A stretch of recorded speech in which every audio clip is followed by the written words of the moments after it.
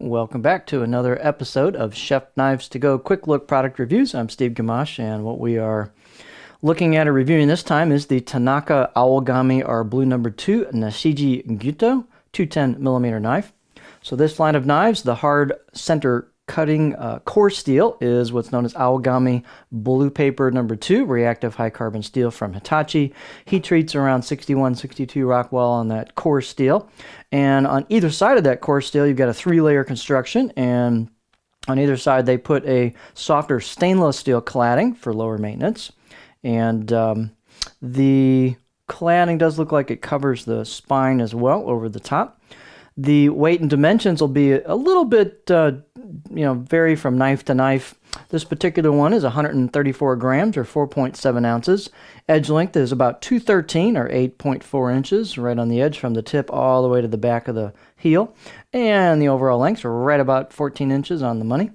The spine thickness, this is a fairly thin blade overall. It's not super thick coming out of the handle.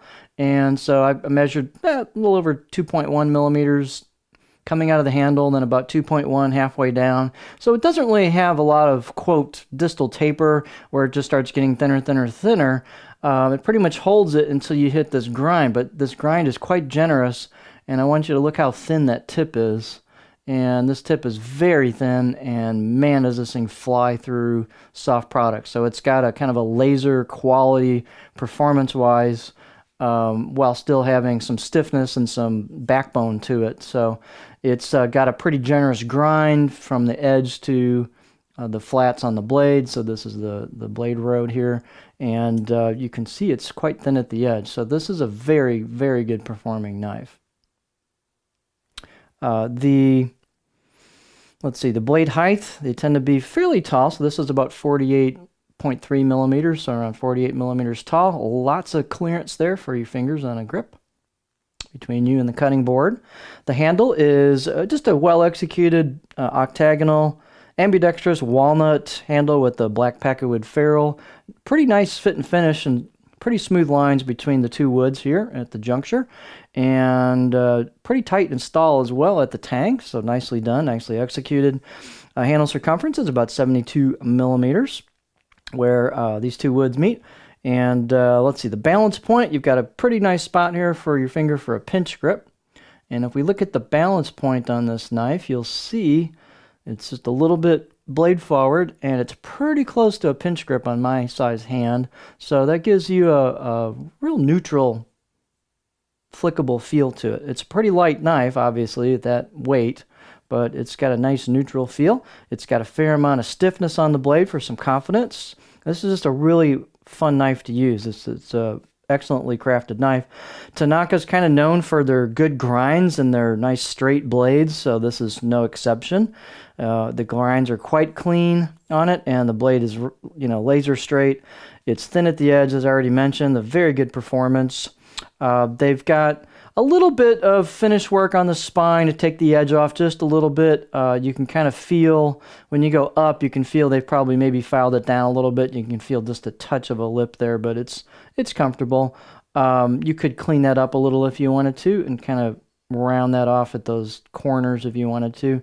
They've got some finish work they've done on the rear, the blade, the choil here into the neck, and that could be cleaned up some more if you wanted. I don't think it's necessary, but if you want to kind of up the aesthetics on this and the fit and finish just a little bit, you could put a little work into it. The let's see, what else do we need to do? Let's get our beauty shot here. So they've got a Kasumi kind of sandblasted finish on the blade road, and then you can see your core steel peeking out.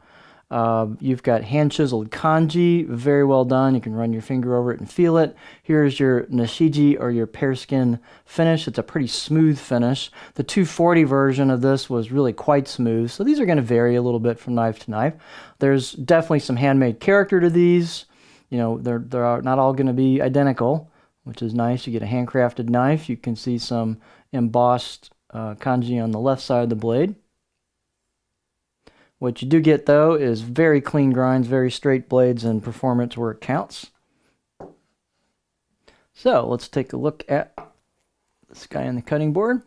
Fairly just kind of gentle belly type profile, nothing real flat, nothing super curvy, but just kind of an all-around profile.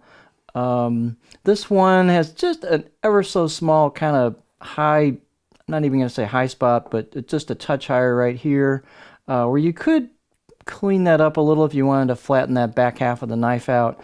You could clean that profile up if you felt like doing that and smooth it out a little bit without too much trouble. I can get fairly high on a rock here, so this knife really is a pretty good all-around profile, and again you could tweak that a little bit. Profiles are going to vary just a little bit from knife to knife. No two are exactly the same, but generally that's the style of profile you'll see on these. So it's just a really nice blade. It's well executed, it's nicely made, it's a very good performer and looks nice, great steel, so what's not to like? So this is the Tanaka Awagami, our blue number 2, Nashiji Gyuto 210mm knife.